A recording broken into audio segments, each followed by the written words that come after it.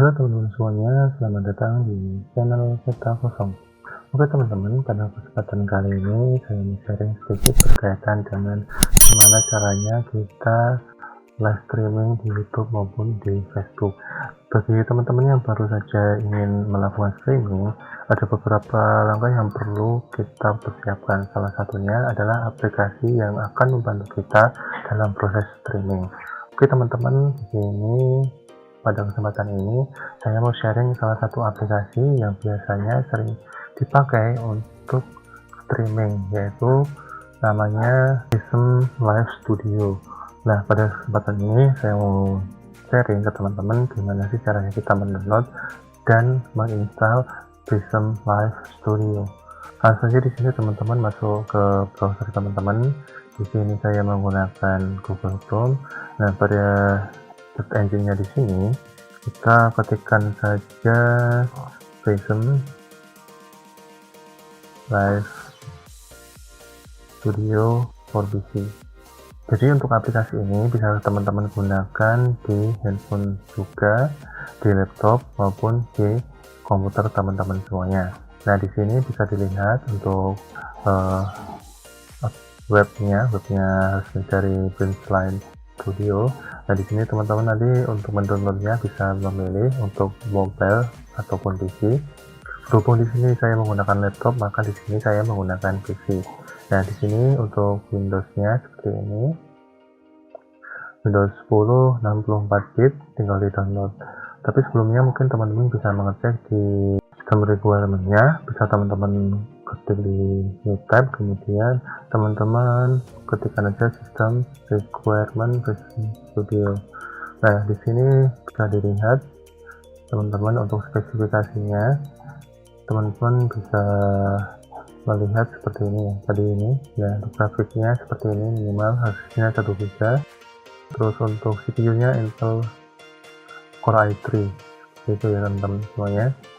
Nah, di sini langsung saja teman-teman caranya, kita langsung download saja untuk file aplikasinya. Di sini kita tunggu proses downloadnya. Untuk size filenya sendiri ukurannya sekitar 175 MB. Bisa dilihat di sini, yaitu lumayan cukup kecil ya, dan tidak terlalu memberatkan PC maupun laptop kita. Oke, kita tunggu sampai proses downloadnya selesai. Oke, setelah selesai seperti ini, kita tinggal klik kanan, kemudian kita open. Nah, setelah muncul di sini installer language, ini ada please select a language, kita pilih bahasanya. Di sini kita menggunakan, mungkin teman-teman bisa pakai bahasa Indonesia atau bahasa Inggris. Nah, di sini saya ingin menggunakan di bagian English. Kemudian oke. Buat teman-teman yang nyaman menggunakan bahasa Indonesia, silahkan diinstal menggunakan bahasa Indonesia. Karena ini sering menggunakan bahasa Inggris, maka kita bisa menggunakan bahasa Inggris, kemudian kita pilih install. Oke, sudah 100%, kita tunggu sampai aplikasinya terbuka.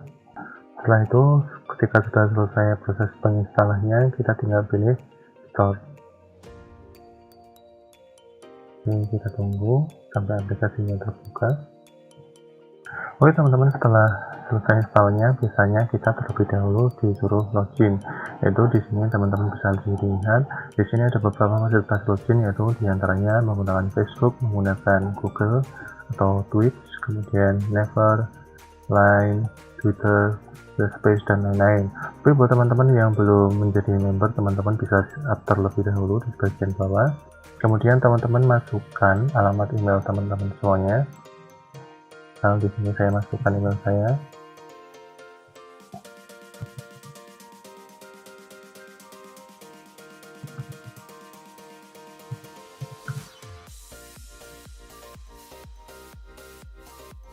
Kemudian username-nya.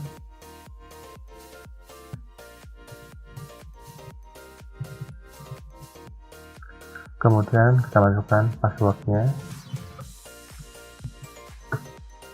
Kemudian kita pilih create new account.